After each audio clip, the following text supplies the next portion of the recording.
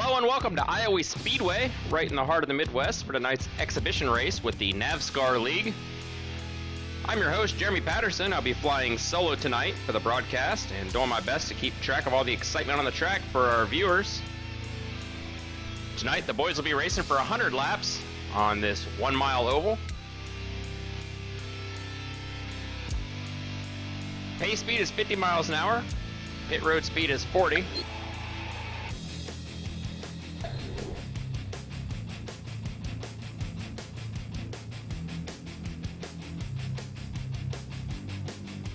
And a correction to what I just said, that is 150 laps for tonight's race, not 100 laps.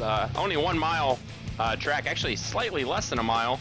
So 150 laps ticks off pretty quickly. There is one quick reset for the drivers. Also, they're going to be set to 50% fuel, so fuel strategy could come into play. However, these guys were having a tough time in practice. The track seems really slippery. So we may not see any green flag pit stops. That's not to knock on these drivers. They're great drivers, but man, this track is just really hard. The setup's a little loose, so we'll see how well they can hang on to it. And also we have the lucky dog in effect tonight, so any driver who, or the first driver who's a lap down, when a caution comes out, will get that lap back.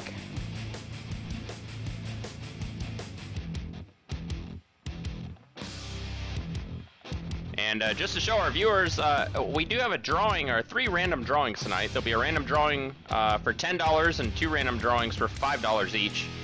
And the way that's going to work is we have this little widget here on our screen where I can generate a random number that's provided by random.org. And we'll use that to pick a driver, and whichever number comes up, whatever the random number is that comes up, whichever driver's in that position at that time when I do the drawing will get the $5. So completely random. It doesn't really matter if you're up front or 10 laps down. Everybody has the same shot at these prizes.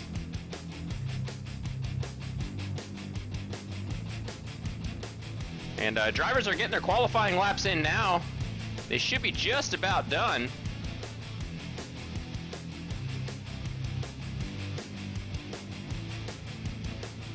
And you can have a look there. Yeah, I see the checkered flag up, so qualifying has finished, and surprise, surprise, Sean Butler is on pole, so he's going to be giving these drivers a good challenge tonight. Max Terrio comes in second on qualifying. Very good lap by Max, just behind Sean.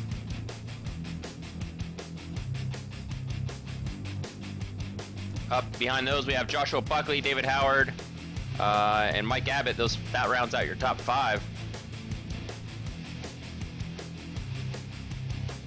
But yeah, very difficult track, very loose on the turns, and we'll see how well they can hang on to this. And 17 drivers in the field tonight.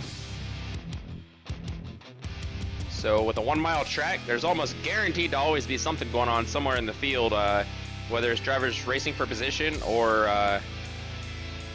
dealing with lap cars.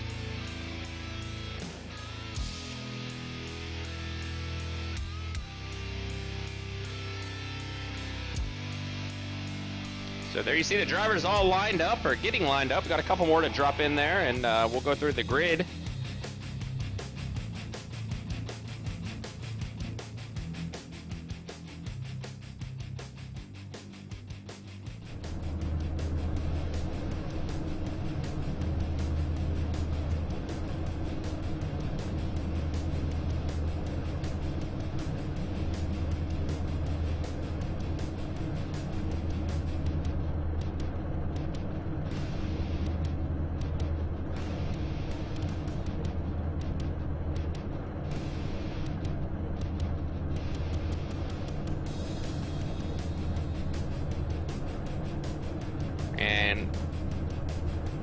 And while we're waiting, we'll remind the drivers to and the viewers, you can go to redlightleague.com, see all of the standings and more, photos, videos.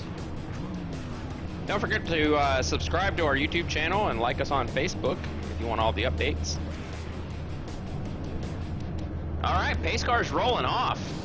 We're ready to go.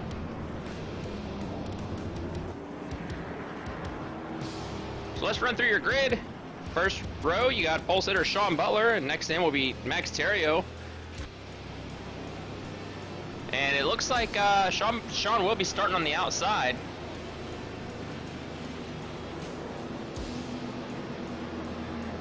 And look at that, we have Mike Fair joining me in the booth, so thanks for joining us, Mike. I'm running through the grid right now. Row 2, we got Joshua Buckley and David Howard. Row 3 is Mike Abbott and Timothy Lewis. Row 4 is Raymond Edge and James Haney. Row 5, Nate LaFleur and Dustin Phillips. Row 6, we got John Pershing and Corey Wharton. Row 7, Keith Haney and Alexander Pelican. I think he's the first driver who we've had from Pennsylvania. Row 8, Kevin O'Brien and Jamie Christensen. And rounding out in row 9 is Andrew Packer. Mike, good to see you here. Glad you could join us.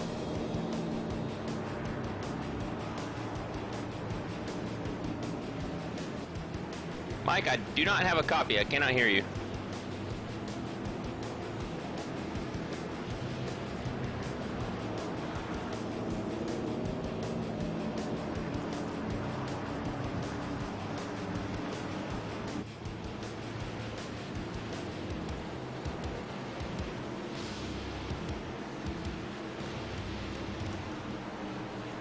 All right, our pace car ducks off and we get ready to go.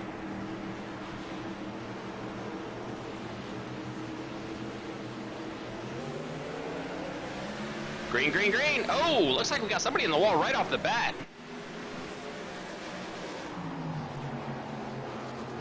Oh, Max Terrio goes around.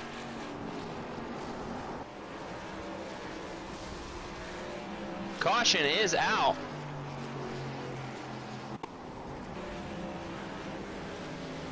Let's see what happened there.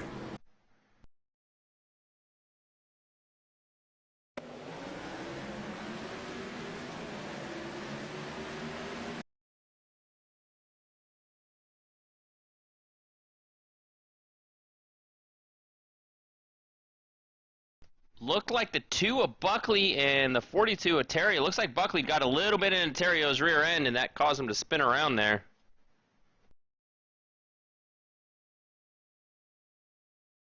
Let's watch this again from a different angle. You see Terrio starting the inside, right up front, and yeah, I think the number 2 of Buckley just got into him a little bit and sent Terrio around. Oh, the 82 of Mike Abbott got into that pretty hard too. And the 81 of Nate LaFleur.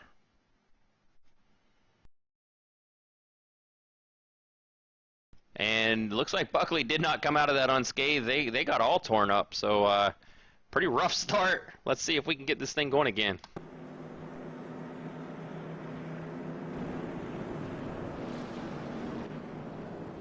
See lots of smoke on pit road. A couple drivers coming down to get their stuff fixed up.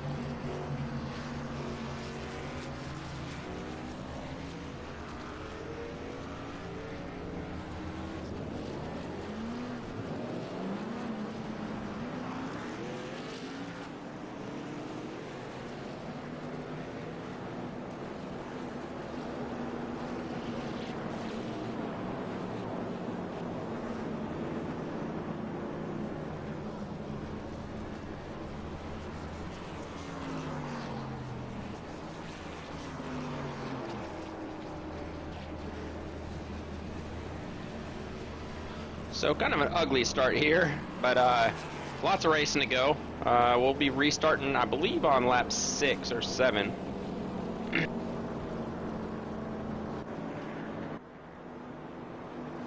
And it looks like Max Terrio lucked out and will get to restart there in the first lane.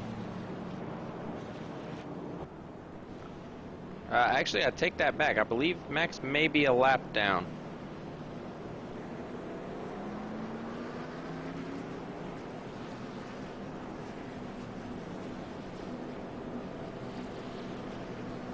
tough break for Max. I think he will be starting near the back, and he'll probably get a wave around with 1 to go. But I do expect to see him running through the field.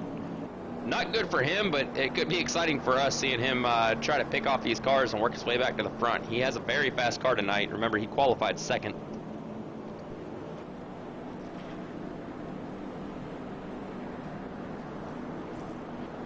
So Timothy Lewis in that throwback number 4 Budweiser car, I believe, will be starting second or third. We got the number 7 of David Howard up there. I think he'll be second.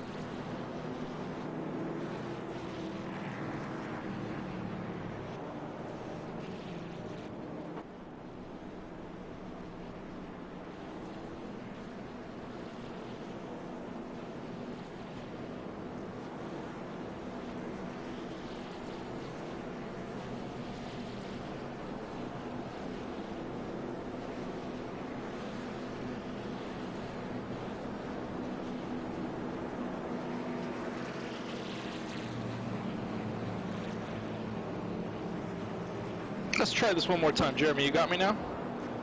Yes, I do. Sorry about that. The problem actually was on my end. I had my mixer set up wrong. I do hear you now. Got a copy, and I'm happy you're here to be broadcasting with me tonight. Awesome. Glad to join you, man. I missed the start of the race, so looking like I'm going to sit up with you and watch this one go down. Yeah, a little bit of a rough start. A couple drivers got together going into turn 1, caused a big old pile up, and let's hope they got it all out of their system and get some green flag laps in here now. Yeah, I noticed you did mention that in the beginning of the broadcast. This is one that we got a couple cautions. This is a tricky track. Everyone's going to have to give some room. We'll see how it goes. Yeah, very difficult track, and not a whole lot of room for bumping and banging here. As far as I saw a couple guys in practice heard a couple guys talking about it. Just the slightest tap in a turn will send the other car around, so can't really get too rough with the other drivers here.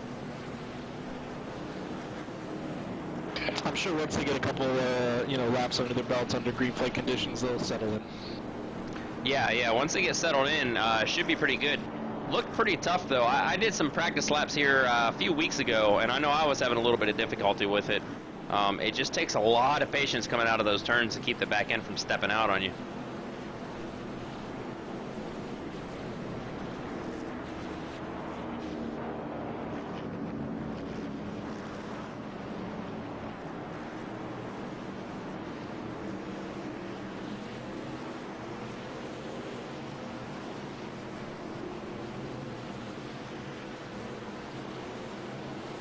Pace car ducks off. We're ready to go again.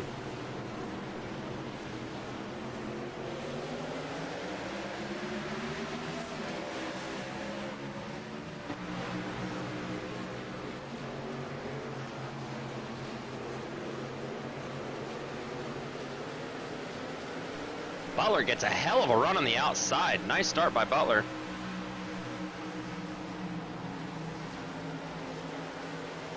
Oh, we got some car, looks like just spinning around there.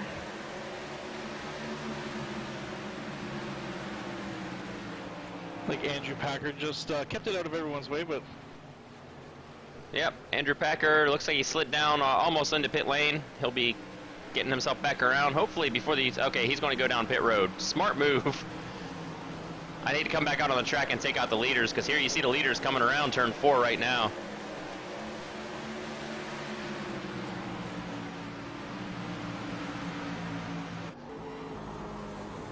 Go on board with David Howard, who's trying to see if he can get up underneath Sean Butler. Both of these guys really fast drivers. Fun to watch them race against each other.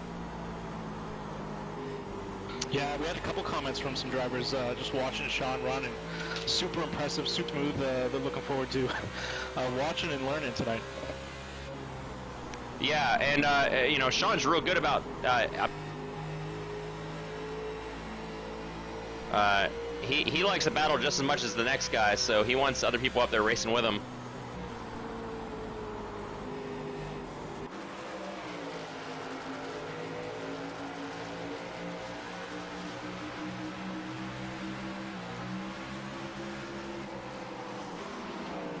And John Fershing holding on to third, not far behind David Howard.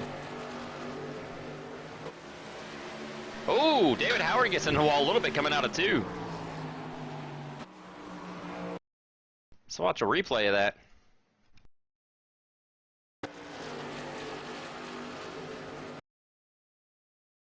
Yeah, actually, I don't think he got in the wall. He got it sideways a little bit, but he did a good job of saving that.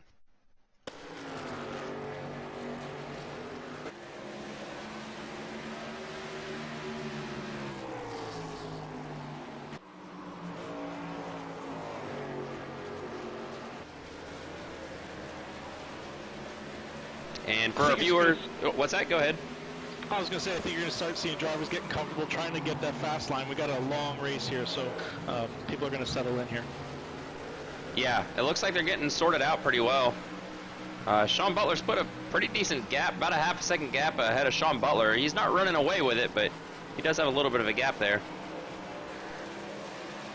They're getting real racy in the back of the 72 of Raymond Edge. Looks like he's got a handful right here. Yeah, it looks like they're going 3 wide right now. The 72, the 81, and the 42. And that 42 Max Terrier, remember, got turned on that first caution, and he's trying to work his way back up through the field. It's tough on that bottom line, though. It's hard to not wash up the track or not go spinning around. Yeah, you're either washing up or you're losing the back end. It is very difficult to keep it low, especially when you got a car on the outside. The 72 of Raymond Edge looks underneath the 54 of Keith Haney. Oh, we got a spinner. Who was that? I think that was the 2 of Joshua Buckley. Yeah, it was. Let's watch a replay.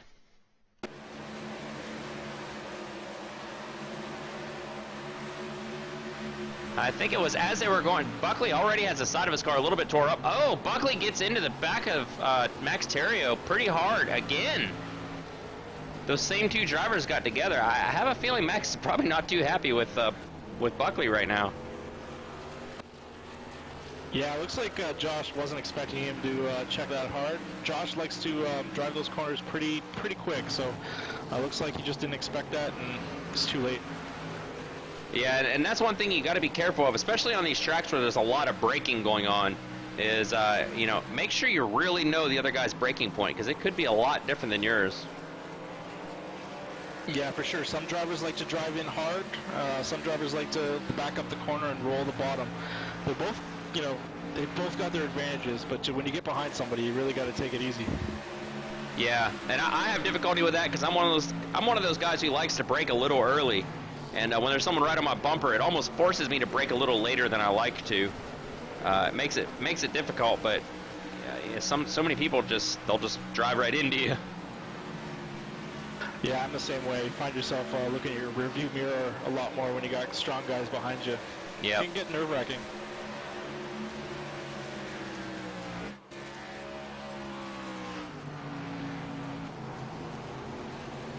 Raymond Edge looks to the inside of Keith Haney, see if he can take away that 8th position. Drag race down the backstretch. Raymond gets the advantage and gets around Keith almost, not quite. Keith gets into the wall a little bit, that seals it. And it looks like Dustin Phillips is going to try and pass Keith Haney now.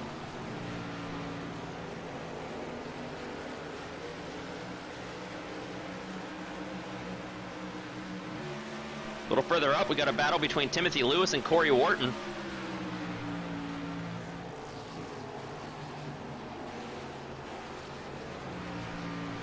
Timothy and then out that number 4 Budweiser car, and Corey is definitely putting the pressure on him.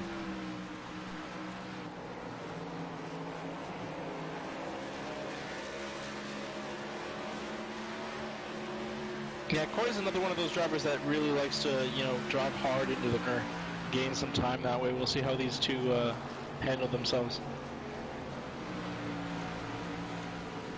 Looks like he's got a good run here, but he gets in line.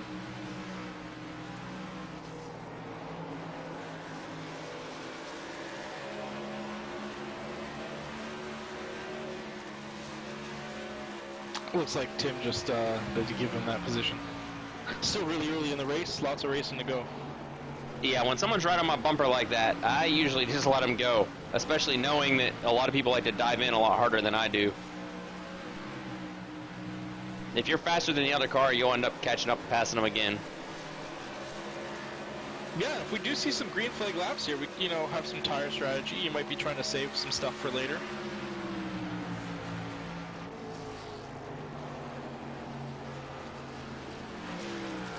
And we got side by side right now. It's Raymond Edge in the 72 and Jamie Christensen in the 13. Raymond goes right around Jamie Christensen.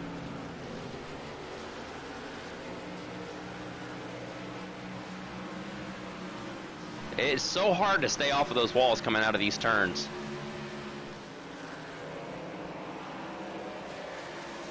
Max Terrio already has himself back up into the 6th position. He is moving.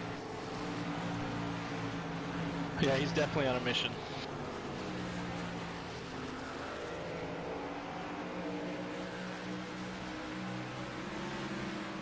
His last lap was, I think, second only to Sean Butler.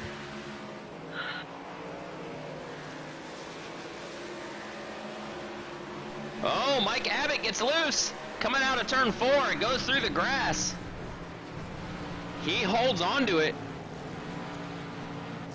Great job holding on to it after that. Wow, that could have been disaster. He lost a couple of spots, but that is so tough hanging on to that when the back steps out on you like that. Oh, now he goes around. He goes around in the back stretch. Maybe got a little too aggressive on the apron there. And surprised that did not bring out a caution. I guess we have such a large apron down there on the back stretch. And I think Mike's tires are probably melted rubber right now. And he will come down pit road and get fresh tires. No, actually he won't. No, he won't. I don't know what he's... man, if I slid around like that, I'd be getting some fresh tires on that. I'm amazed that didn't bring out a caution.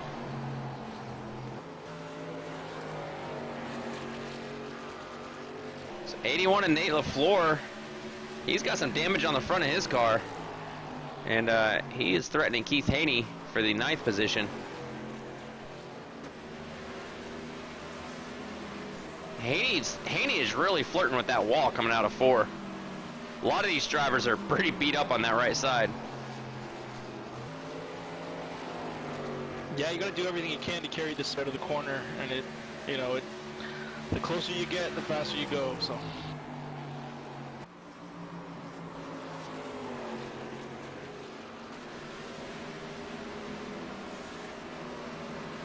And lucky for LaFleur, he really doesn't need any aerodynamic help because the front of that car is really tore up.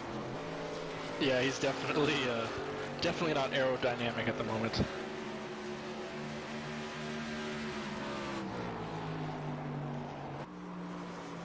Looks like it's still driving pretty well, though. Oh yeah, I mean he's running not much slower than the leaders. He's about 4/10 behind the leaders on each lap now. Go back up to your leaders. You got Sean Butler has a 1.4 second lead on second place David Howard.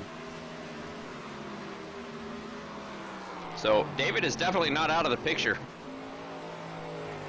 One little slip up from Sean and Dave will be right on him. And David may be saving his tires a little bit. He might catch him in the long run because right now this has turned into a pretty decently long run.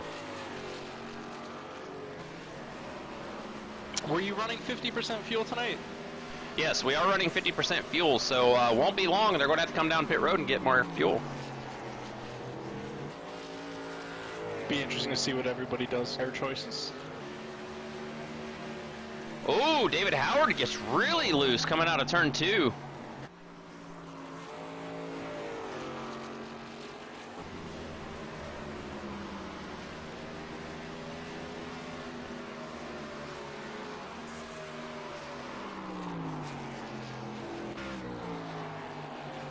Let's go back up here with Nate LaFleur. He has Keith Haney. He has passed Keith Haney. Oh, Keith gets into the wall again coming out of 4.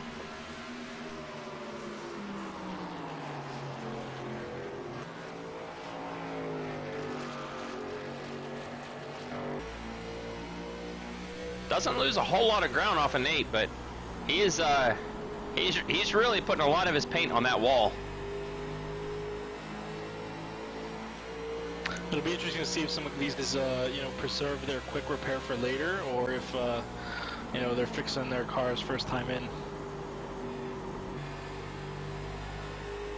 Yeah, that'd be interesting to see. I would expect to see some of them, they're damaged. The cars are still pretty quick.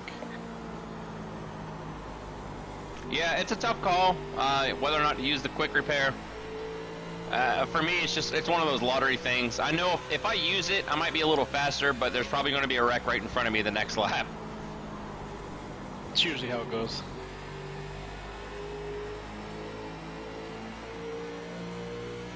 Keith is staying right there with Nate, though. He's not losing a whole lot of ground.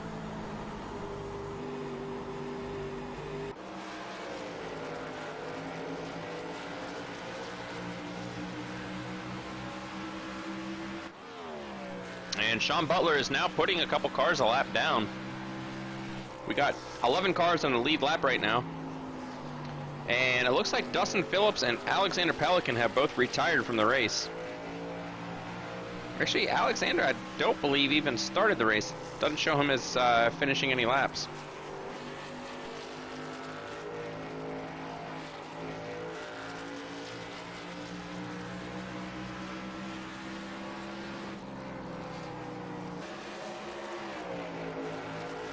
And now we have the two, is that the two of Joshua Buckley?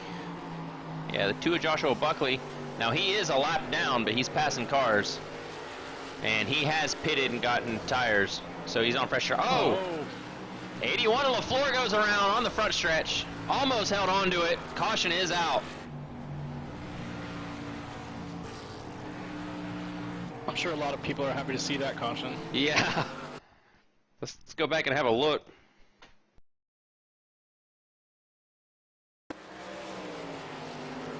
You see him coming out of turn 4 here. He gets into the wall pretty hard.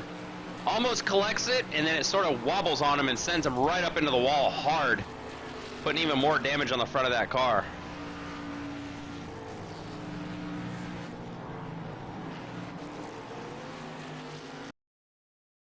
Let's have a look from another angle here. Yeah, he really clobbered the wall coming out of 4. Just about collected it, but it fishtailed on him too much. And great job by the other drivers going around him.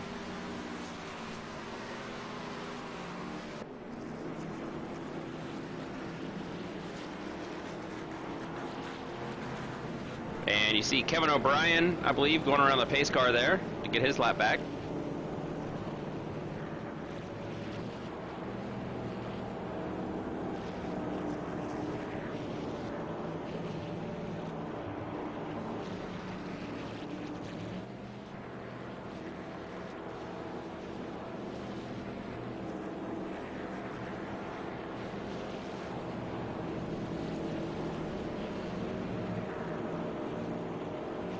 Yeah, that's a pretty harmless caution. One driver involved. He should be able to get a quick reset here. I don't know if he's used it yet or not.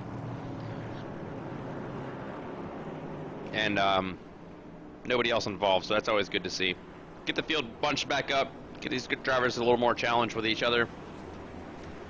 And like you said, I think a lot of those drivers were probably glad to see that thing come out. Yeah, we definitely want to get some new tires, I think. So we almost hit green flag pit stops.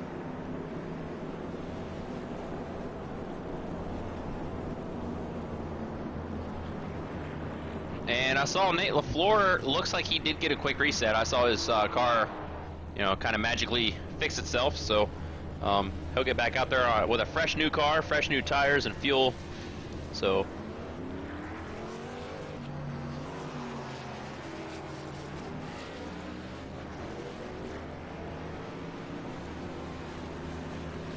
well, we're under caution, so this is our last exhibition race, right? We start off our series, both of us, next week. yes, we do. And our first race is at Miami. Where's yours? We will be racing at Charlotte this week.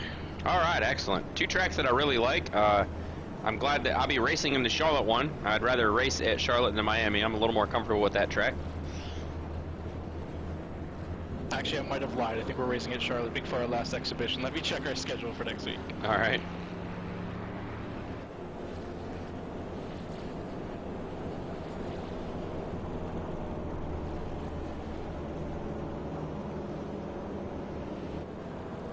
Yeah, we are racing right here next week. All right, excellent. I like this track too. Oh, it's good that everyone's getting some practice in.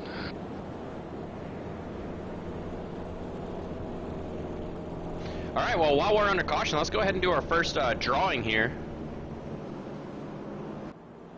And we'll bring up our running order right there on the right side of your screen. And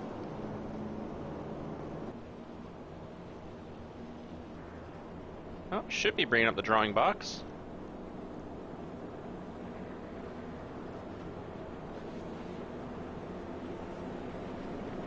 All right, something's not working with our drawing box here.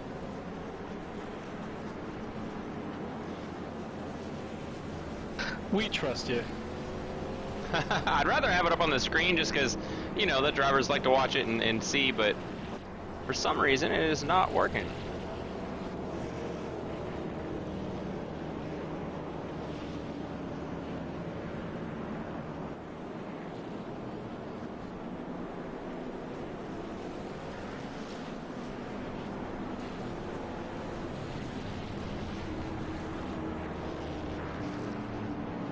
I'm messing around with a little bit more, and we'll see if we can get it up either under the next caution or whatever. It looks like we're about to go green here, so I don't want to hold us up. Yeah, we got some time. All right, pace car ducks off. And we are green.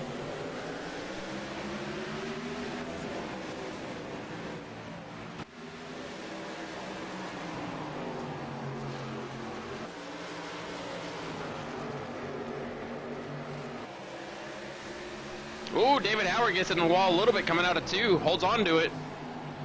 And he's got the 48 of Corey Wharton right there on his tail. Looks like he's going to be threatening for the pass.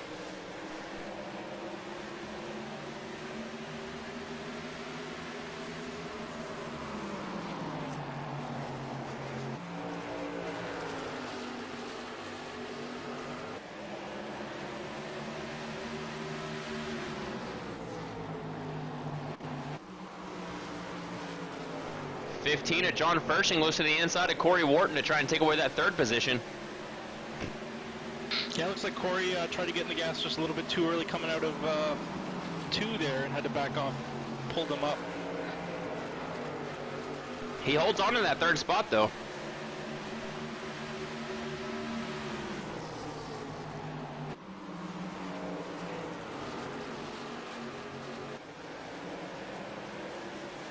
And Fershing threatening again.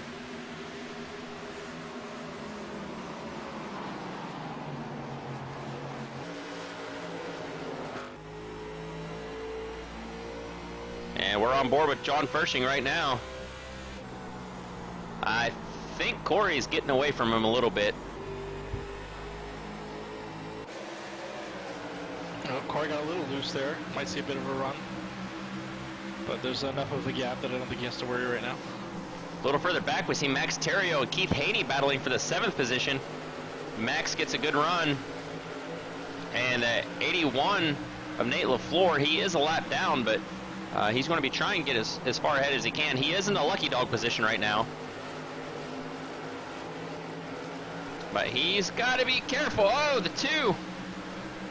Joshua Buckley just about loses it coming out of turn 4. Let's watch a replay of this. Yeah, he did a good job collecting that car. Here's a replay. Buckley coming out of turn 4.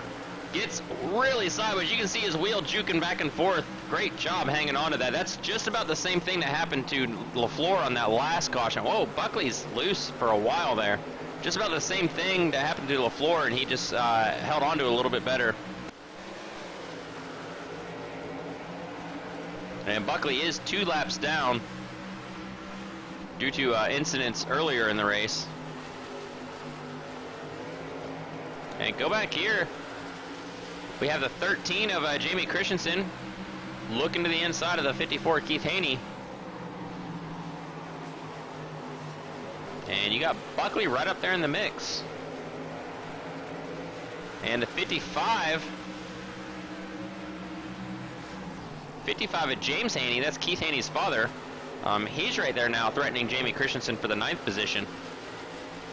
Just about got a 4-pack up here. And look at this up front, Max Terrio in the 6th position.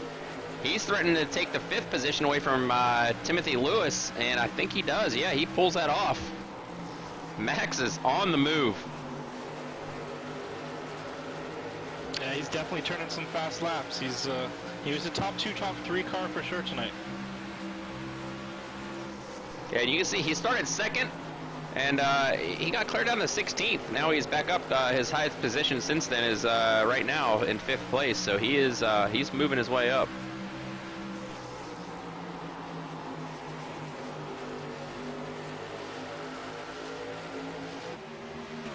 And David Howard, he sees Sean Butler just inching away from him, but not too far. Almost a 1-second gap there.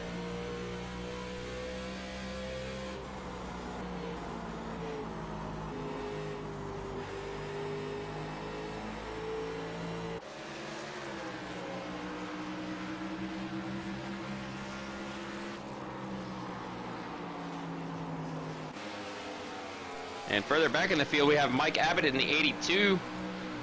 And Kevin O'Brien, who got his lap back, now back on the lead lap, just behind Mike Abbott. Uh-oh, Kevin gets loose. Back on the backstretch, hits the wall hard. Oh, someone else goes around him too.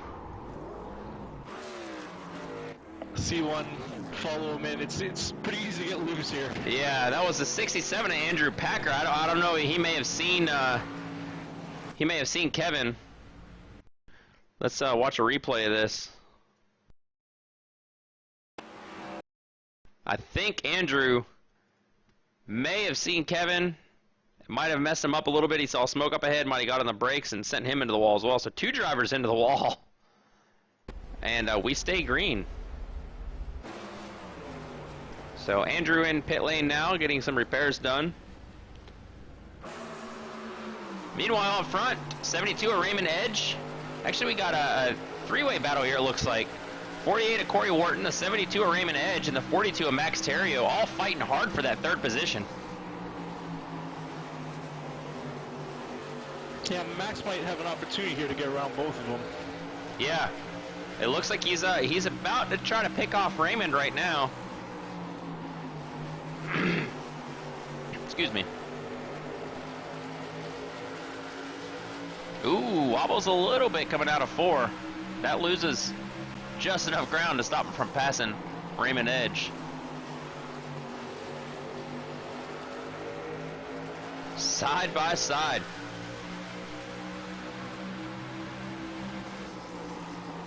Raymond doing a great job making that outside lane work for him. Yeah, that middle outside group, you do got to carry some speeds. I noticed he was trying to keep him down as low as he can, because you got to really slow down and hold on to that bottom line. But now he's kind of settling in, giving him some room, and he might make this pass in a turn or 2. They're doing a great job right now giving each other room. It looks like Raymond goes really wide. I don't know if that was on purpose or if he messed up his entry, but Max Terrio does make the pass, puts himself up into 4th position. Raymond did carry a bunch of speed behind off that turn. Looks like he checked up a bit though. Let's go on board with Timothy Lewis. Oh, Timothy gets real loose coming out of 2. I went on board with him to see the battle up ahead, and Timothy might be having a little bit of trouble there getting it straightened up. He lost a lot of ground.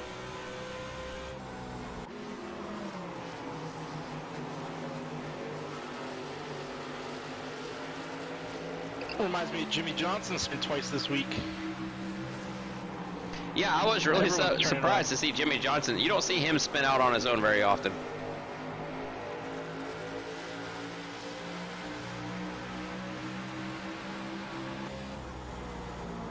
So let's go on board with Max Terrio in the number 42 Chevy.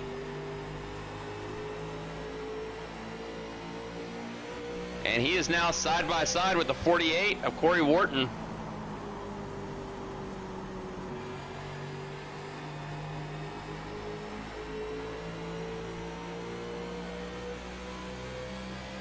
Can't quite make it this time. Just about got him though.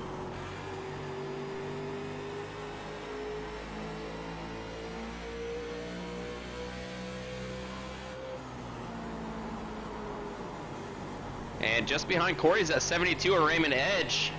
He almost makes it 3 wide there.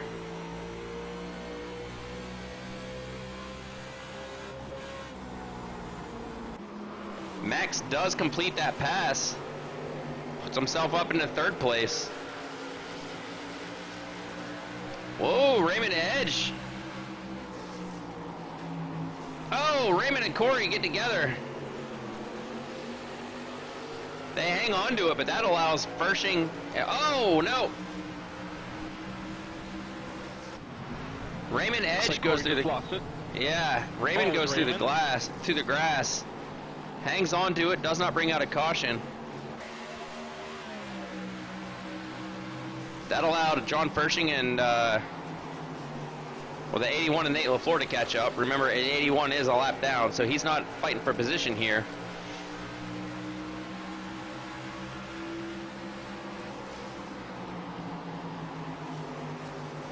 So tough break for Raymond Edge. He was up in this, battling hard, battling well, and they just got together and sent him down into the grass. Yeah, that was, it looks like he just lost it. They were pretty much back on track, and they just got loose after that incident.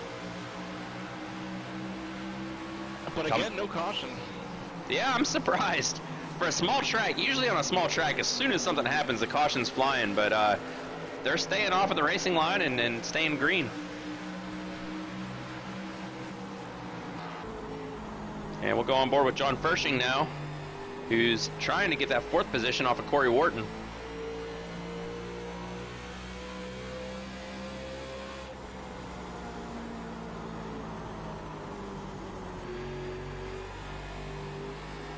I'll tell you another thing that makes it really difficult in these turns is you can see here on our onboard camera just how bumpy it is, especially in turns 1 and 2. Very bumpy, and that just upsets the car and makes it not want to stick.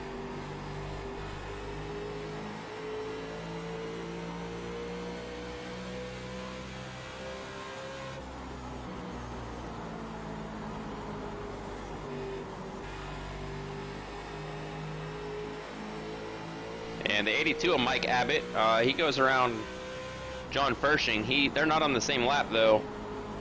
Mike was talking before the race. Apparently he just had a foot surgery or something, and he's still racing. He's a real trooper, because I know I wouldn't be here if I had a foot surgery or something, or at least I wouldn't be driving, that's for sure.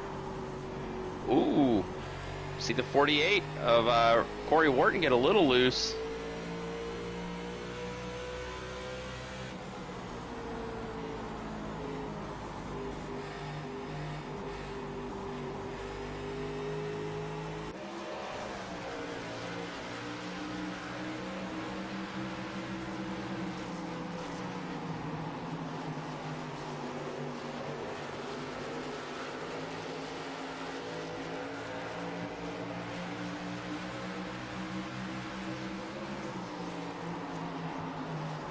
So right now, drivers in this battle, you see these guys all grouped together, is the main ones battling for position are Corey Wharton in the 48 and John Fershing in that number 15.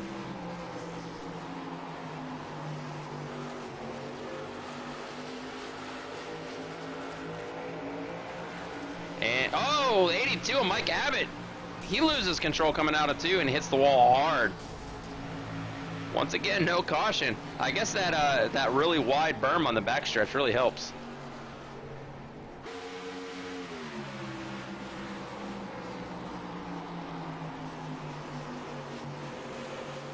So let's go back up to this battle. John Fershing and Corey Wharton. Bumper to bumper. Fershing looks to the inside.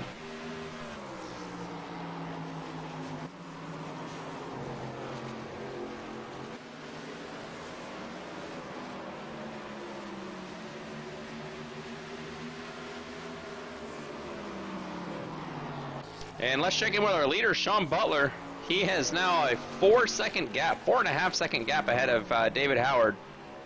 So, not too surprising to see Sean kind of run away with it. Anything can happen still, but he has definitely made himself a nice, comfortable lead. Yeah, definitely anything can happen. We could get a late race caution, could tighten this field back up, and could be challenging for a win here.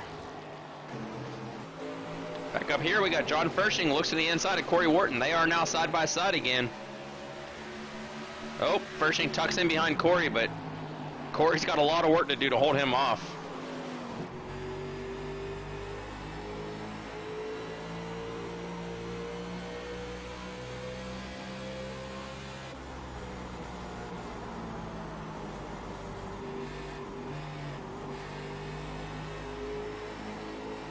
And I'd be willing to bet these two guys are having more fun than anybody else on the track right now. I love getting into these battles like this, especially when the other guy gives you room.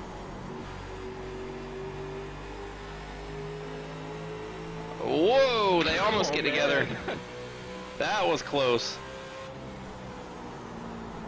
Fershing might be able to make this pass. Corey is not letting up too easy, though. There you go. He gets around him now.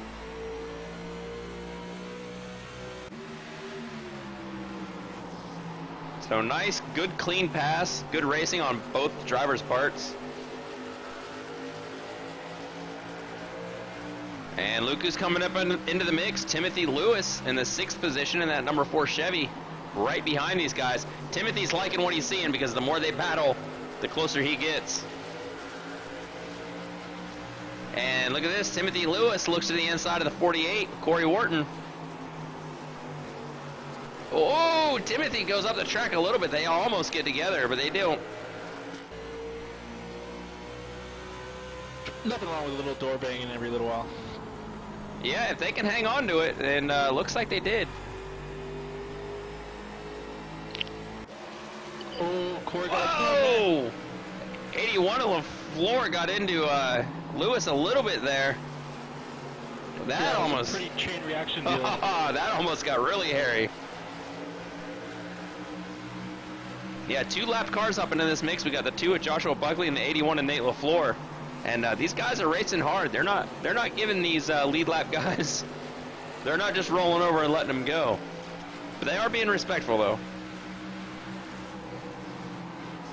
So Corey Wharton regains that 5th position off of Timothy Lewis, but Timothy he's got a fast car, and I think we're going to see some good battling here. We should be thinking about some green flag stop here in the next little bit. Yeah, I think so. What? I don't remember which lap they last pitted on. I want to say it was 40 and change. Timothy Lewis does clear him now.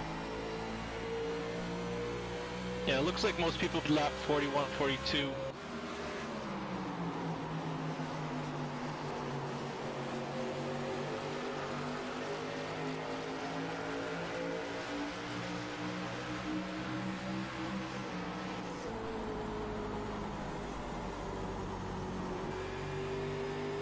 Let's go on board Nate LaFleur. I just want to show the viewers, if there's anybody out here who does not do this sim racing thing, just how hairy this gets. You can see these cars all up in front of you here, and any person makes a mistake, and you're going to get it caught up in it and ruin your race.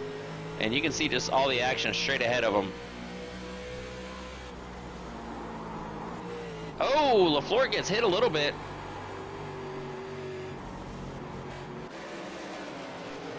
I think LaFleur got a little bit of a bump there by the 13 of Jamie Christensen.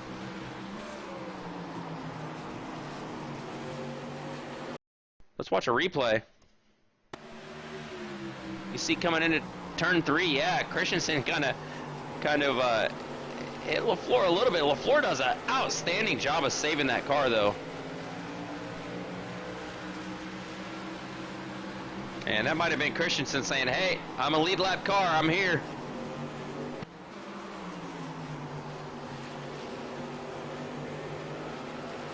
And yeah, it can definitely be frustrating when you're racing these guys as hard as they are. Wow. Yeah, that's getting close. Now Christensen looking to take the 6th position away from Corey Wharton.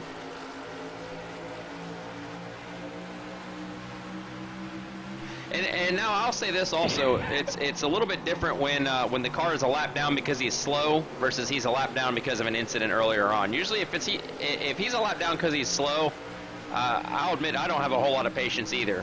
But if he's a lap down because, you know, he just got in an incident, I'll still respect the fact that he might be a faster driver than I am. Oh yeah, these guys want to race regardless of where they are on the deck. Yep. Christensen clobbers the wall a little bit coming out of 4. A lot of these guys did. We're painting that wall all kinds of colors tonight.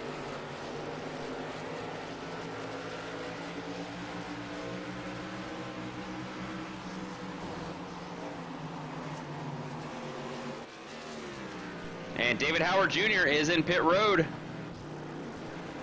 So it looks like he's the first car to stop under green, I think.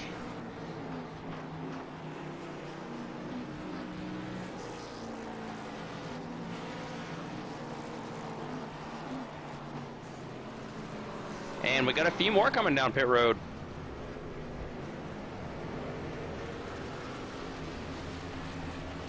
Let's see what David does here. Takes right sides. And he's taking all 4. Yeah, I think if I'm getting on pit road, I want all 4 too. It's kind of tricky, this pit road, with that curve at the end there. You're taking a blind left turn into your pit stall. It can be difficult. Yeah, it really is.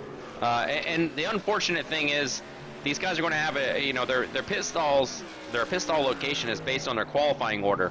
So, you know, you could be practicing for 2 hours and your pit stall's the 4th one back and you're so used to that, and then you qualify further ahead or further behind than that, and next thing you know, you're being surprised with where your pit stall is. Makes it kind of difficult.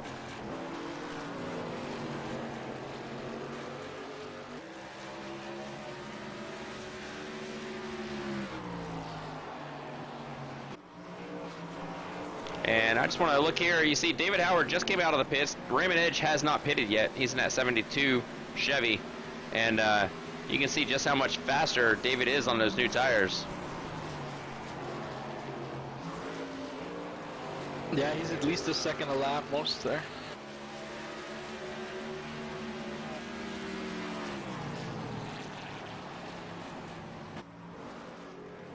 And now Raymond Edge looks like he's coming down pit lane. So just a handful of drivers. Actually, it looks like they're all coming down now. Sean Butler, he's in his pit stall right up there in the front. And John Fershing coming down pit lane, and this will round them all out. So we'll see how they get sorted out here after the green flag pit stops. And Sean Butler, I see, taking left sides as well. So all these drivers taking 4 tires. Very smart move. You don't want to be going out there. Still got, what, 100 or 55 laps to go. You don't want to be out there with some old left tires.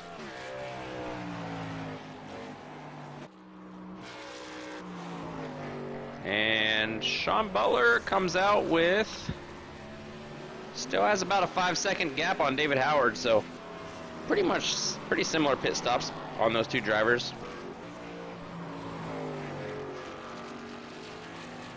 I believe, if my calculations are correct, they can get to the end now. Most guys pitted on lap 41, 44 at lap 96. That's 54 laps. It's going to be close. We might see some guys trying to save and see if they can make it to the end while everybody else pits.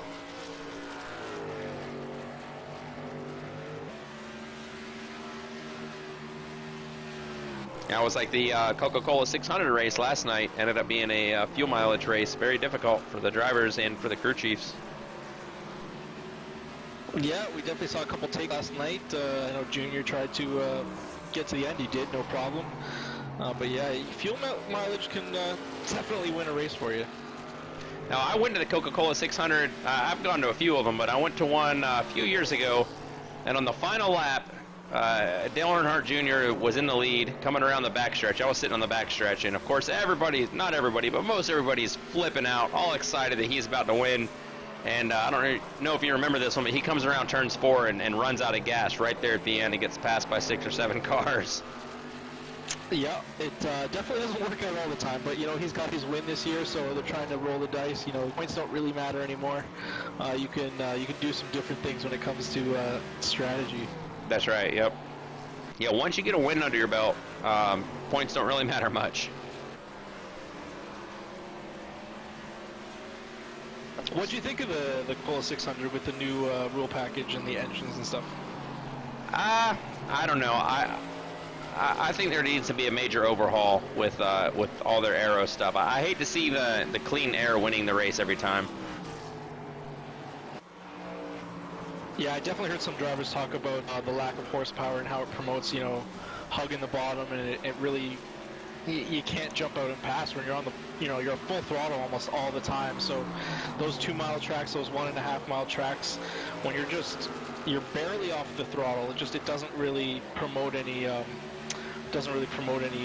high passing races. Battle for second. David Howard looks to the inside of Max Terrio. They are side by side. Evened up right across the finish line. Max might have the advantage in the outside lane with that momentum. I don't know though. And once again, you see right behind them is the number 4 of Timothy Lewis. However, this time he is a lap down, so he's not fighting for that position anymore.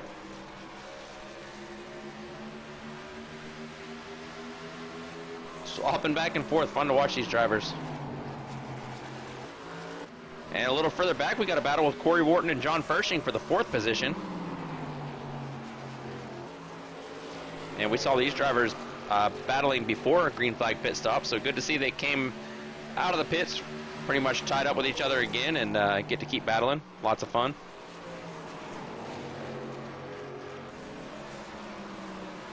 Oh, Pershing pushes really hard coming out of 4. I thought he was going to lose it. Yeah, you could see him turn left to keep it off the wall. That again kind of stepped out and he almost lost it, but good recovery. Yeah, didn't really lose a whole lot of ground either.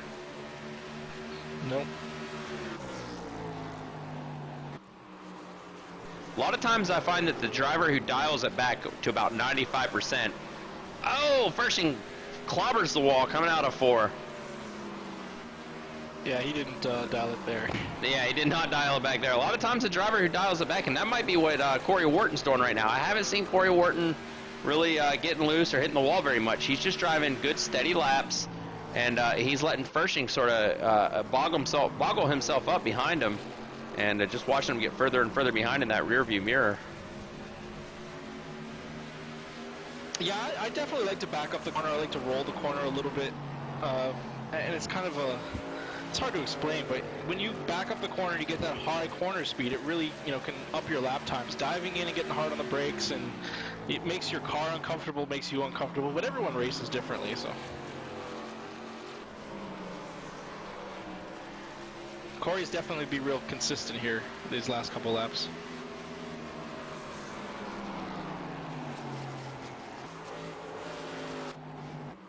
And Max Terrio and David Howard still pretty close together for that 2nd position.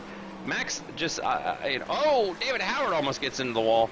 Matt, I tell you what, I said it, he was going to do it, and he did it. Max just did an outstanding job just ticking it away and closing his way up to this leader here.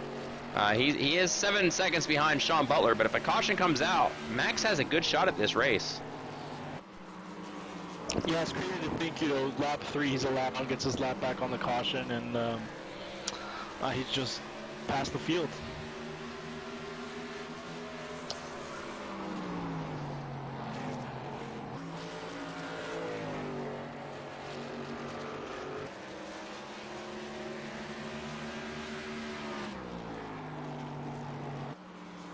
I might be a bit biased. I like seeing Canadians do well.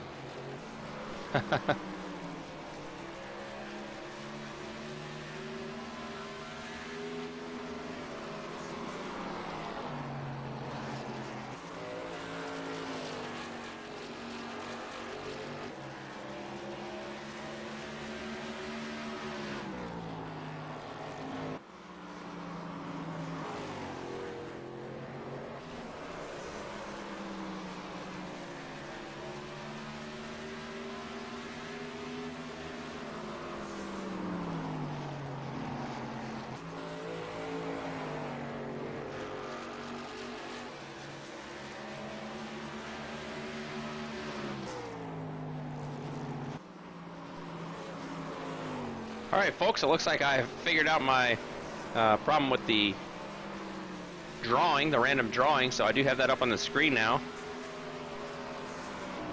We'll go ahead and do our first drawing for $5. And we have 17 cars in the field.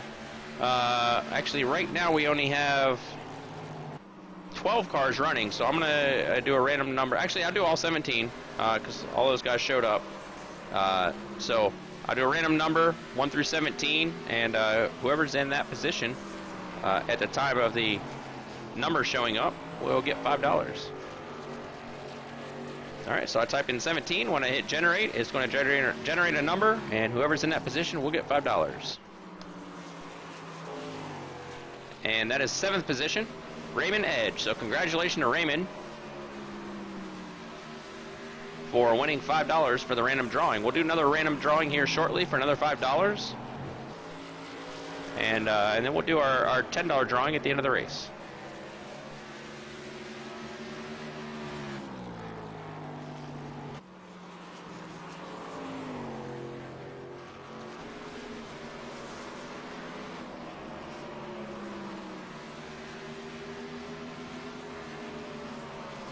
And not a whole lot of battling going on right now. These drivers are pretty well sorted. Max Terrio has now about a 1 second lead ahead of David Howard.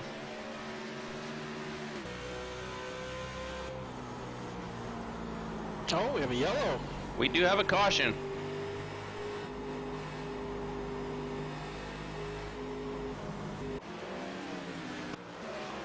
And it looked like Joshua Buckley spun coming out of turn 4. And just didn't get down to the apron fast enough to avoid the caution. There was another car right behind him.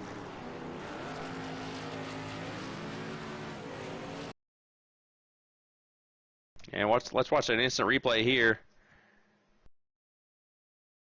Go on board with Joshua Buckley. You can see he just gets loose coming out of turn 4. And almost holds on to it, can't quite. And the other car going past him is what brought out the caution there.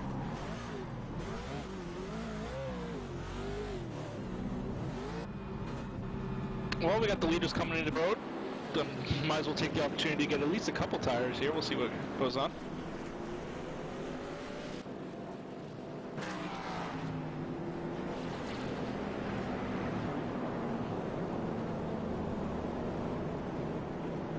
So I think that caution is what Max really wanted to see, because he's got a really fast car, and I think he can challenge Sean for this.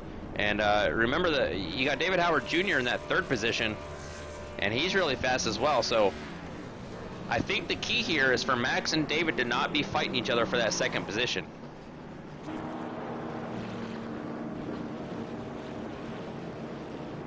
If Max and David can get sorted out, one of the two of them is going to be able to battle Sean. And right now I got my money on Max.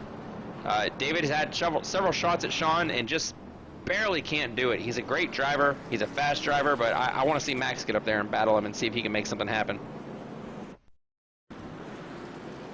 Yeah, we always say, you know, you might have a car in clean air being out front, but getting behind the car might be a different story. So if Max can get out in front of Sean real quick, Sean might be, you know, trying real hard to get around him, and it might not play out. We'll see. Well, and something else we've seen here tonight is there really is no lane that seems to be better than the other. We've seen passes on the inside and passes on the outside, passes in the middle.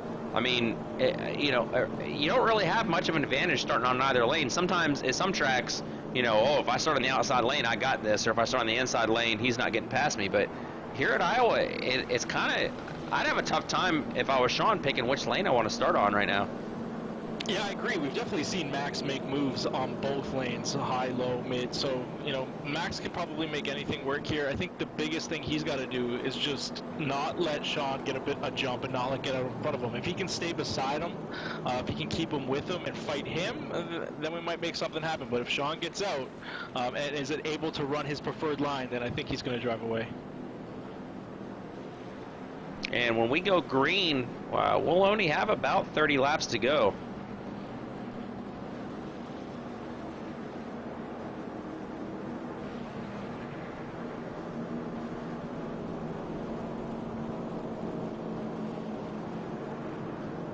And have a look at our race summary. We've had 3 cautions so far this race. Remember, right at the beginning, we had a caution on turn one, actually, we had a bunch of drivers to get together. Since then, they've all sort of figured it out. And 2 other cautions since, just from simple self-spins.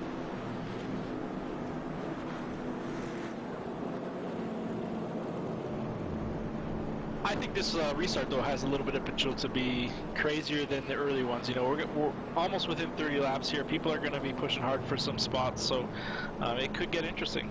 Yeah, definitely. We're getting down to crunch time now, and the patience might be wearing a little thin on some of these drivers.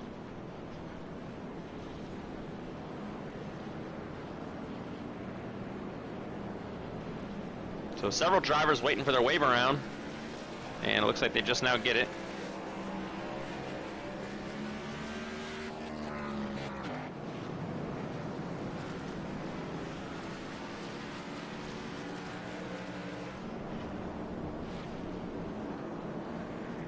And lights are off on the pace car. Drivers are getting doubled up. Looks like Sean is going to pick that outside lane. And that's where he started all night long. He's been starting on the outside. It seems to be working for him.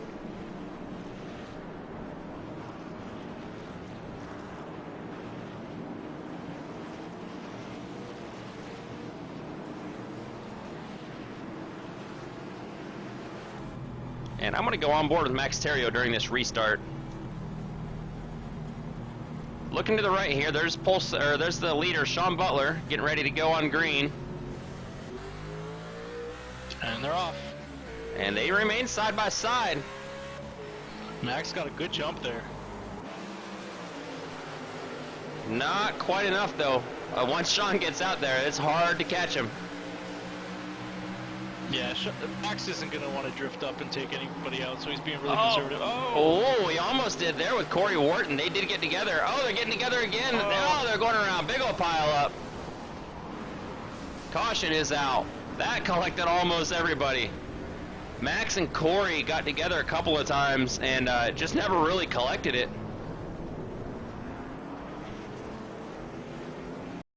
Let's go back and little tap definitely got Corey a little bit loose, and he just never recovered. And let's go back and have a replay. Oh man, that caught a lot of cars up in it.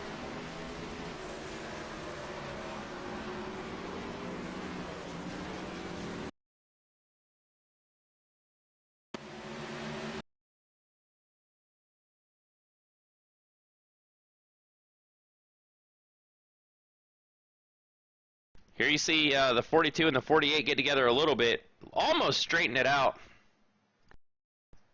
And when they come out of turn 4, it happened again. It looked like Terrio went up. At the same time, Corey Wharton got a little loose, and they got together, and that just collected just about everybody. Oh, and I think most of these drivers have used their quick reset by now.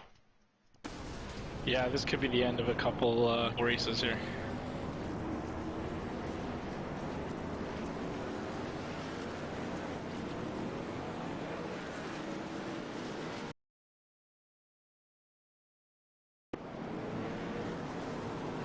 And I'm not sure I like what I'm seeing there. It looked like the 55 hit the 13 pretty hard. Under caution. 55 did say sorry on the chat, so I'm not sure what that was about. He did what? He did say sorry under chat. All right.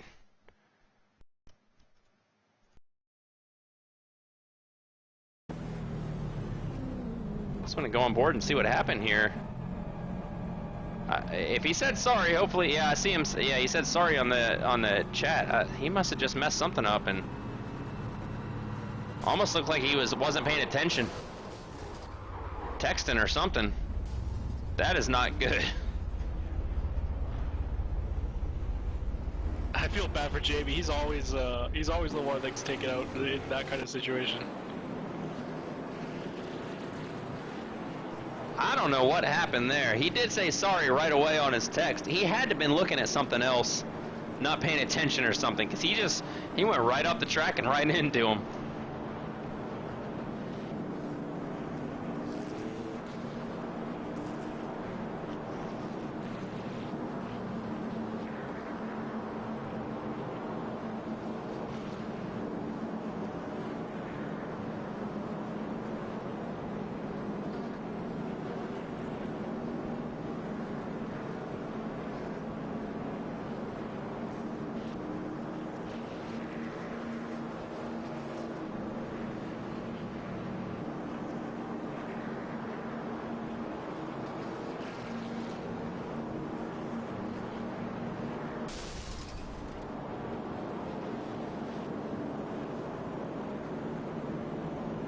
Well, while we're waiting, let's go ahead and do another drawing here.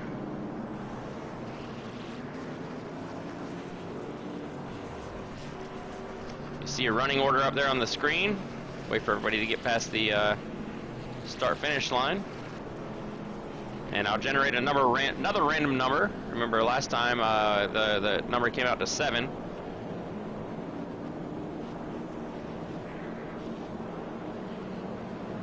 And I believe, well, that was Raymond Edge who won that one, right? Correct. All right, so let's generate another number. Whoever's in that position will get the next $5. And that'd be the second position. It's Corey Wharton. So congratulations to Corey on winning the $5 prize. And after the race, we'll do a $10 drawing on the final finishing positions.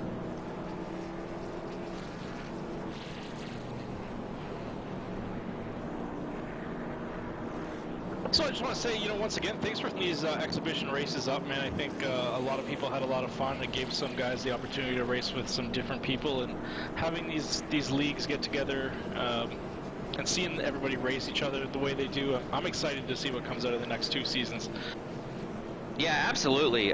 Great fun. We were glad to get some of the NAVSCAR drivers over here, and I'm glad to be racing with you guys.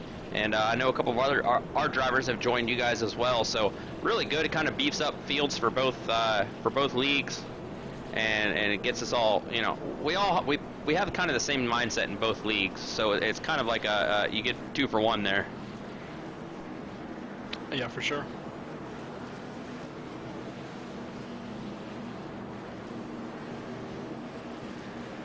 So now we got Sean Butler starting on the outside, Corey Wharton starting on the inside.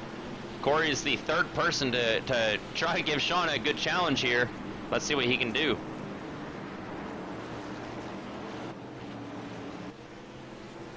Pace car ducks off.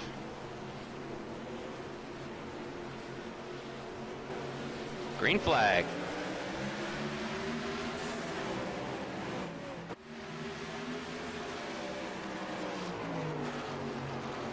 Corey holds the inside line pretty well. Drifts up the track a little bit, but yep, Sean got out there ahead of him.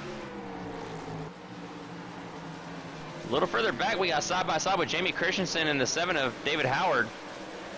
Oh, they just about go 3 wide. And a 72 of Raymond Edge right there on Christensen's bumper. Oh, let's hope he doesn't hook him.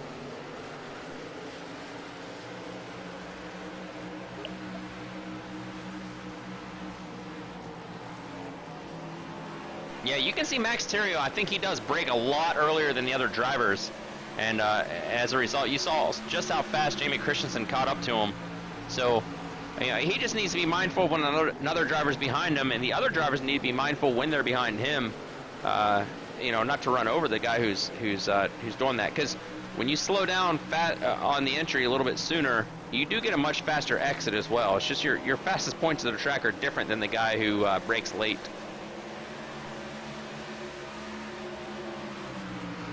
.72 of Raymond Edge wobbled a little bit coming out of 4, but he holds on to it.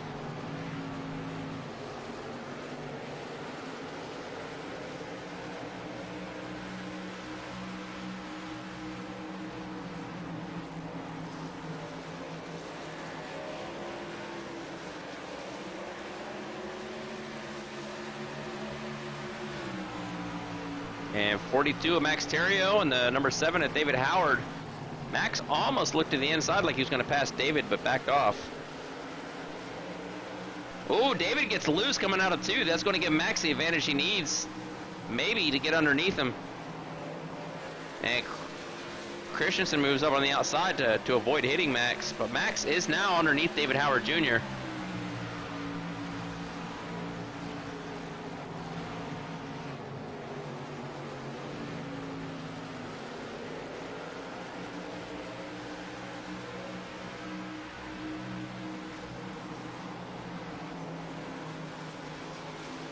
Close racing by all these guys. And we're down to 18 laps to go, coming to 17 to go.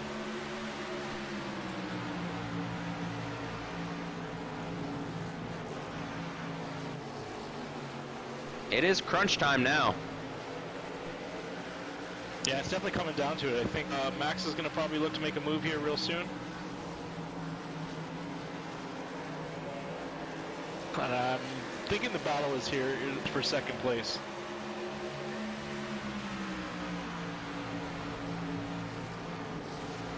And Max just about gets the edge on David. Not sure if he's got it locked in yet. Side by side.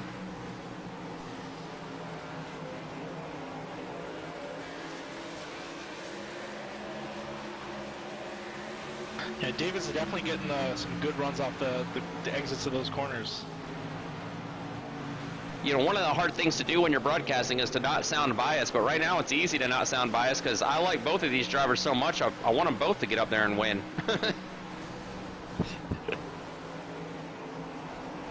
I love seeing two drivers like fight, man. You Oh! know, Max.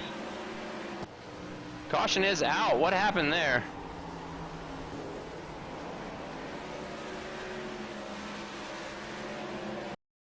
Looks like it involved Nate.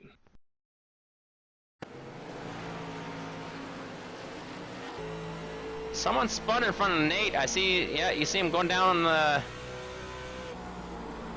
That was the 13, it looks like, of Jamie Christensen spun.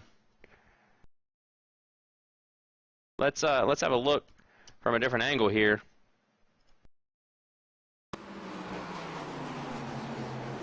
Jamie Christensen spun coming out of 2, I think. Yep, tried to hang on to it. Smacked the wall hard on the,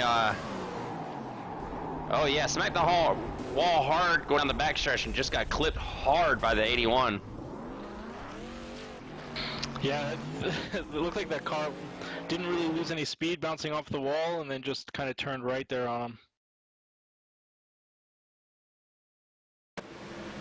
And you saw, coming down the front stretch right before that incident, you saw Jamie Christensen really get a hold of the wall a lot, and that may have messed his handling up coming down the front stretch, and that's why he slipped so bad coming out of 2.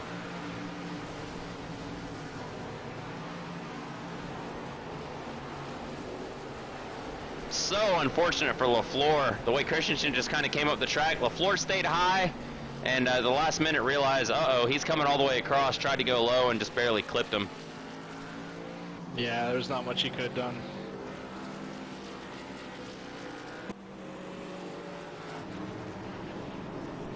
So it looks like David Howard, okay, I didn't see what happened here, but somehow David Howard is showing in first place right now.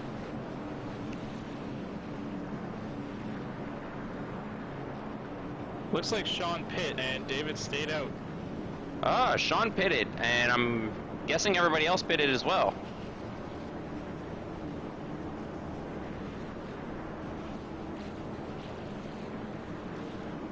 It does look that way. All right, so Sean got the backup from all the other drivers, because if those guys had stayed out, I don't think Sean would have been able to make it back to the front. But now, Sean's going to be starting second, and David Howard has older tires, so if a handful of those drivers would have stayed out, I think Sean would have been struggling. Yeah, with him being out front on some worn tires, I think he's not going to be much of a match. But it should make that restart interesting. And now, Sean has been choosing the outside lane for the restarts this whole race, and I believe David, the way he's driving right now, looks like he's going to be trying that outside lane. I definitely wouldn't be giving Sean the outside lane. Yeah, exactly. I mean, obviously Sean can make that one work. He could probably make the bottom lane work as well, but I wouldn't doubt it. Exactly, but you know what? He's been picking the outside lane, so don't give him the one that he wants. And I wouldn't rule out Max Terrio.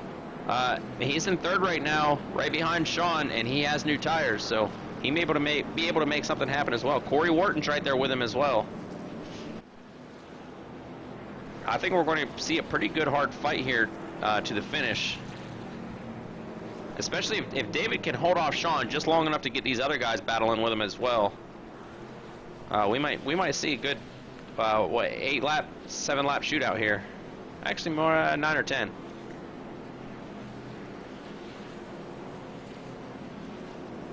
All right, lights are off in the pace car, so we'll be going green this next time around with just 10 laps to go.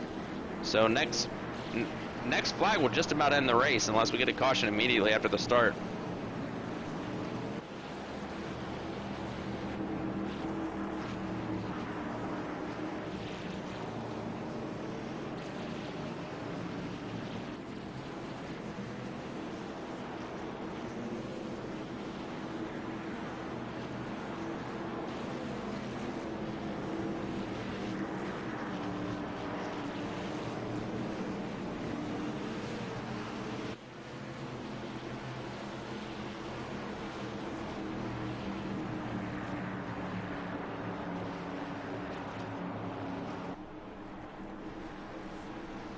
Pace car ducks off.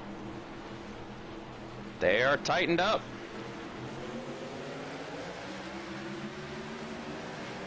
Sean Butler gets a hell of a start on the bottom lane. He's already ahead of David Howard. Oh! Corey Wharton gets into David. Can they hang on to it? That slows everybody up. Sean just runs away with it. These guys boggled up. Great job holding on. Oh, caution is out. The 13 and the 2 got together. Oh, they almost all held on to it, but I think there was an accordion effect going on there. Yeah, for sure. I don't know if the 7's his tires there, but you know he is on old tires, so that does happen.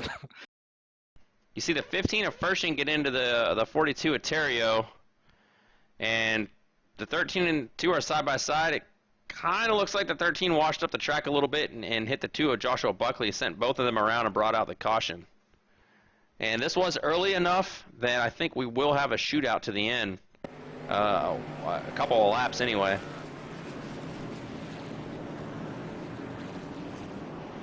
Yeah, I don't think we'll see anybody unless David wants to come in and change his mind.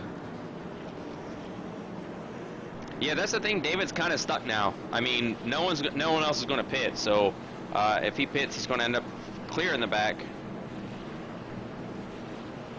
And we see the 13 of Christensen and the 2 of Buckley pitting.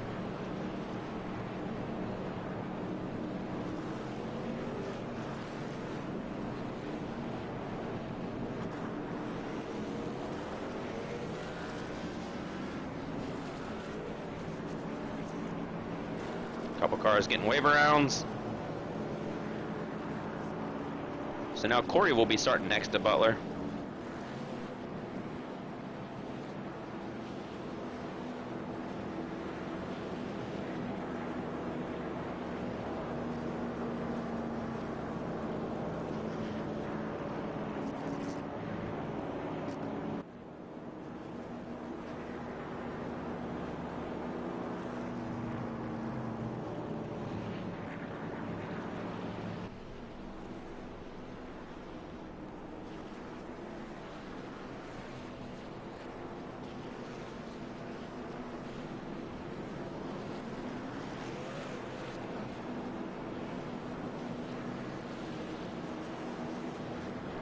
And I believe we're at 2 to go.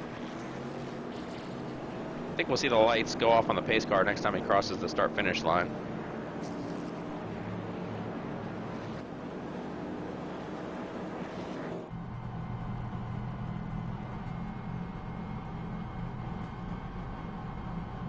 And we're on board with Corey Wharton now. And boy, I know if I was in his position, my heart beating a little bit fast right now. Hands sweating a little bit because he's got a lot of work to do if he wants to try and make something happen against that 88. Yeah, he's definitely, he's thinking about options, what he can do differently. Like he did this a couple laps ago, so he might be thinking about things he can do a little bit differently. It's going to be an interesting restart.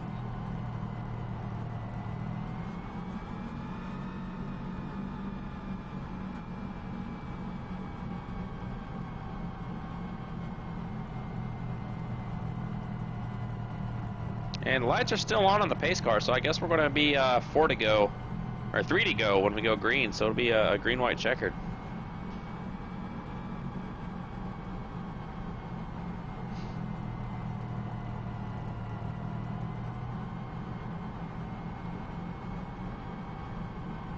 just about a green light checker. We'll have 2 green laps, and then the white, then the checker. Hopefully 2 green laps anyway. Yeah, I was gonna say maybe.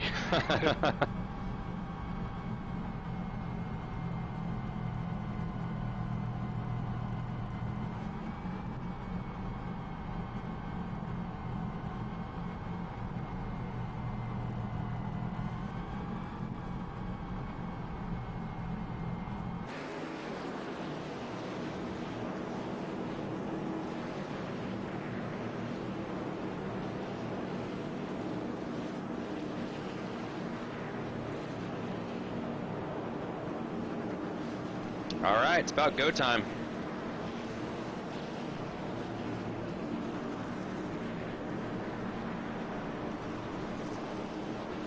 Lights are off on the pace car. Driver's going to get doubled up.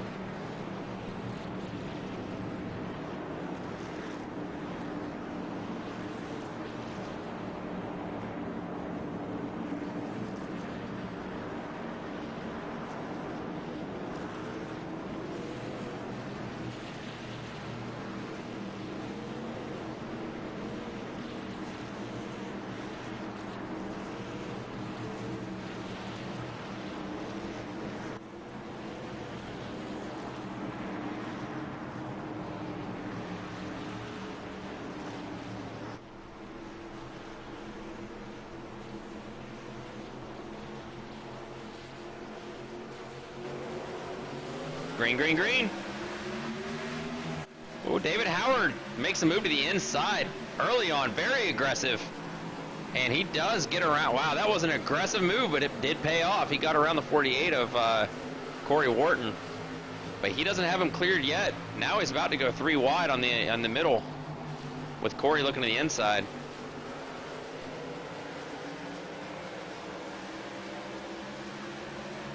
That was intense. He definitely got a better start than the last one, that's for sure. No spin tires there. Oh! Whoa, Corey Wharton moved just in front of Raymond Edge. Look at these guys, they're almost 5 wide.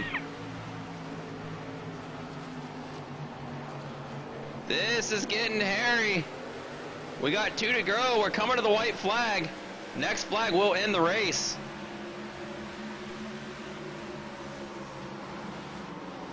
These drivers are all over each other.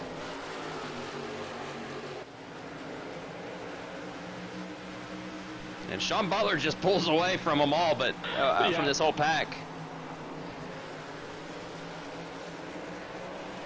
What a crazy finish there. Oh! Timothy Lewis spins through the infield. Wow, what an exciting last couple laps there. That was, just amazing, those guys. I thought they were going to go 5 wide for a second. I said, hey guys, you do know it's a 1 mile track, right?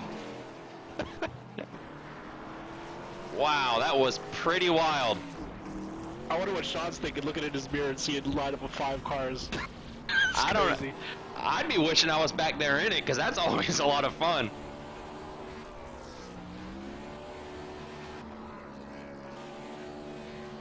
So Sean Butler wins it at Iowa, and he led the majority of the lap. He led 143 laps out of 150, including that all-important last lap. Top 3s, Sean Butler, Max Terrio got back up to 2nd. Didn't have anything for Sean, but I tell you what, awesome job after that first caution, getting sent to the back and worked his way back up to 2nd. Corey Wharton, strong driver all night long, did a great job. And good to see these guys finish in these positions. They certainly deserved it.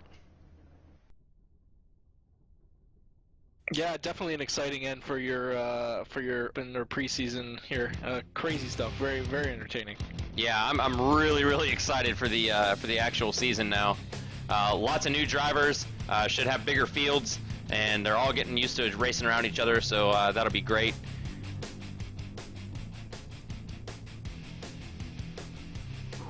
And let's have a look at our final results here. Sean Butler wins it, Max Terrio, Corey Wharton, John Fershing, David Howard, Jamie Christensen, Raymond Edge, Timothy Lewis, Keith Haney, Joshua Buckley, Nate LaFleur, Kevin O'Brien, James Haney, Mike Abbott, Dustin Phillips, Andrew Packer, and Alexander Pelican.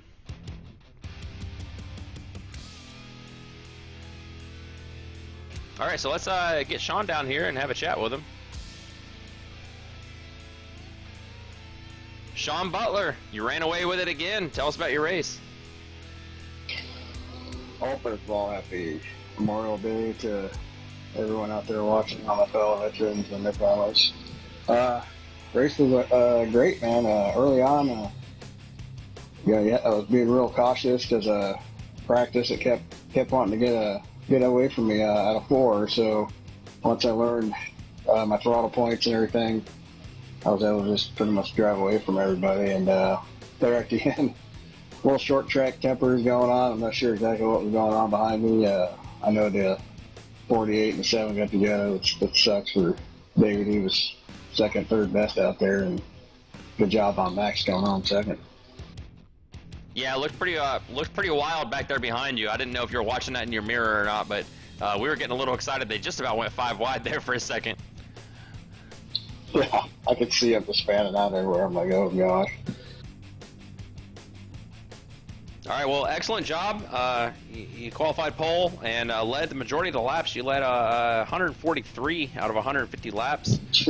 And wow. yeah, it seemed like no one really had anything for you on the restarts there. So great job, Sean. And anybody you want to say hi to? Just shout out to you up there at the booth. I was kind of looking forward to racing with you at least one of these races. I fortunately was only able to make it through his last 2. But oh well, is what it is. I'm looking forward to next week. Thanks to all the guys out there racing me clean, and thought David was going to have something for me early. I guess he just, I don't know. Not sure what happened to David. I thought he was going to have something for me. He, after that green flag pit stop, I was just so far gone. It was just crazy. All right, well, let's hope you get a little bit more challenges in the coming season, which will start next Monday. And Sean, great to have you with us, and we'll see you next week. Yeah, I'm looking forward to it. It should be fun. It's, these V cars and longer races. You never know what's going to happen. All right, we'll see you then, Sean. Thanks, Jeremy. Max Terrio, you did an amazing job. You started up front and second and got knocked to the back of the early caution and worked your way up through there. Tell us about how you did that, because that was just amazing. Yeah, well, my strategy was to try to pick up every position during the race so I have the most chances of winning in the drawing for the prizes. So I hope that worked. Well, we haven't made our last drawing yet. The other 2 drawings, neither of them came out in your favor, but we will be doing our final drawing here as soon as we finish up the interviews, and that'll be for the $10 prize, so we'll see how that works out. But just an amazing job out there today, Max. I love watching you race. I look forward to seeing you race with us in the coming season. Yeah, I had some issues on both restarts. The first one, I hit a bump and just really unsettled the car, and almost every restart I went inside and I wasn't that comfortable. But during the long run, I was just able to be consistent and keep the tires relatively under the car in good rhythm. At one point, I know I was catching up to the leader, but we made a pit stop and that stopped there. Yeah, I definitely noticed really early on after you were fighting your way from the back that you had a 2 top 3 car. You were consistent. We noticed that you were kind of backing up the corner compared to other drivers around you and really rolling that corner. So, hey man, it was good seeing you running and making those passes. It was really entertaining, and I'm glad you had that second place finish. Yep, thanks. It's what you get when you have longer races and green flag runs, green flag pit stops. It makes for a very dynamic race. Absolutely, and we love seeing that up here too as well. So great job, Max. Anybody you want to say hi to out there? Yep, I'm gonna say a good job to all my pit guys and the guys at the shop, because I guess they must have brought 15 cars to the track, because I wrecked most of them in the practice session. But the last one they gave me turned out to be the right one. That's good. Excellent. Well, good to hear. Always fun watching you, and we will see you next week at Miami. Yep, season opener. Looking forward to it. All right, we'll catch you later, Max. Thank you. All right, and our last driver will be Corey Wharton, and Mike, you know him, so I'll let you go ahead and interview him. 10-4. By then, I learned touch. Hey, Corey, man, great seeing you race there. Third place finish. Tell us your thoughts on the race.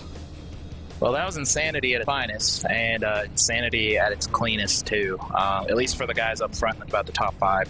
We all ran really close together. I ran great with John. I was watching lap times and just losing a 10th here, gaining a 10th back.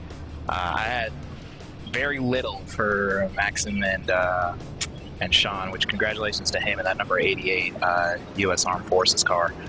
But yeah, I'm worn out just from trying to get into that top 3, so I get to say hi to everybody. But yeah, it was a crazy race, and there was 2 times where I got 0 X's, where I kind of just shook my head and said, "Oh my God!" But you know, it's Iowa. What do you expect? You're gonna end up bumping somebody, apparently. Oh yeah, that's for sure. That last laps, man, seeing those cars duke it out, thinking about going 5 wide, it was pretty nuts. But you guys all managed mostly to keep it on the track, and you came home with a 3rd place finish. I know, starting on the inside with him on the outside, you didn't have much for him. I was wondering what you were thinking. What was your strategy trying to catch him on that restart? Well, the 2 times I had to start on the inside on Sean, the most important thing you got to do, especially here at Iowa, is keep pace with the leader. Don't just let them take the outside and take the perfect line right through 1 and 2, because if you do that, they're going to pull out a 2-second lead and they're going to be gone.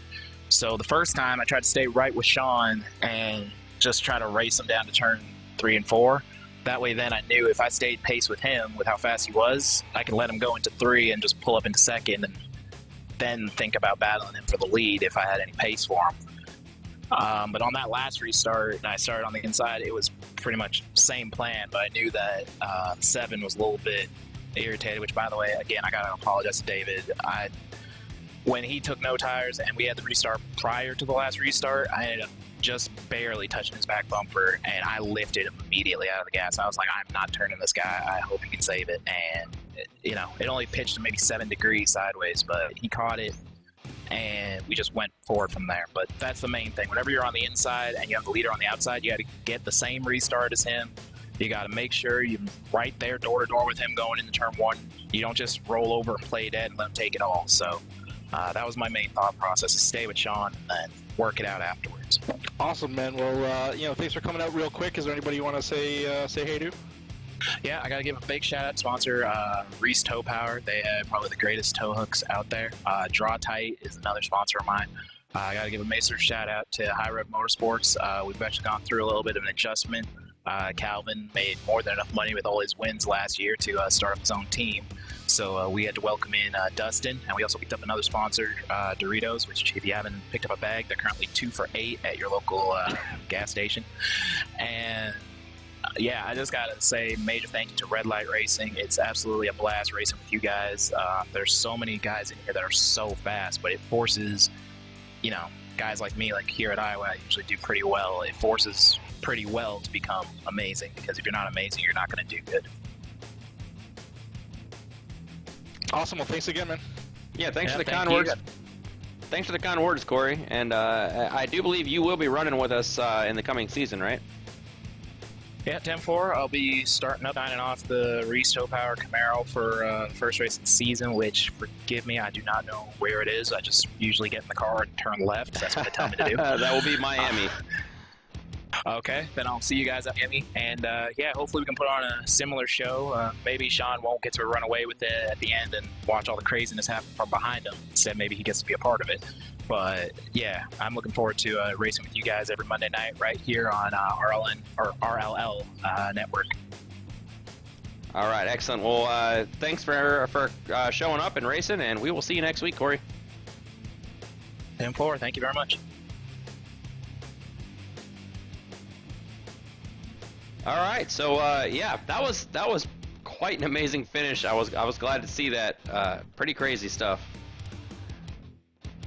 Definitely entertaining. It always seems to be at the end of these races. We get into this lull. They put down some green laps, and then it's it's pretty entertaining at the end. So it's good to see. Yep, absolutely. So congratulations to our top 3. I hope all the drivers had fun, in spite of some of the roughness on the track. I'm sure that, like Corey said, some temperatures run high a little bit, and that's to be expected at a short track. We don't mind as long as all we care is that the drivers aren't sitting there arguing for a half hour. No one likes to hear that, and none of these drivers do it, and that's one of the great things about both of these leagues. I agree 100%. All right, so I'll remind everybody once again, you can go to our website, redlightleague.com, and get all the information there. You can get links to our YouTube and Facebook pages. And also want to remind everybody to go to NAVSCAR.com, or NAVSCARRacingLeague.com, and you can apply there as well. Red Light, we race on Monday nights, and NAVSCAR, you guys race, it's Wednesday nights only now, right, Mike? Correct. We have our open races on Sunday, but we're racing Wednesday night, and we do have open practice on Tuesdays for anybody that wants to come in. Excellent. And anybody who's watching who does iRacing, if you'd like to join us, you can go to our website and just click the apply button. There's a little application form you fill out, and then there'll be a link that'll send you to the iRacing page for our league, and you can apply there as well. We'll get the applications, we'll review it, and let you know the outcome, and hopefully have you racing with us. All right, well, that'll about do it for our broadcast tonight. We appreciate all of our viewers and our drivers, and we will see you next week at Miami. And Mike, thanks for joining us as well in the booth.